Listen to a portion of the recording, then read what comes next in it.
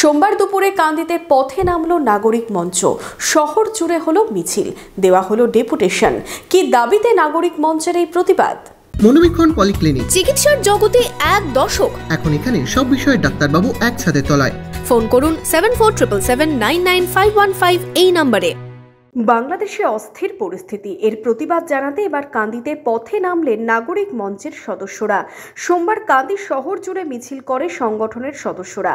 মিছিল কান্দি শহরের বিভিন্ন এলাকা পরিক্রমা করে। এদিন কান্দির এসডিওকে ডেপুটেশন দেওয়া হয়।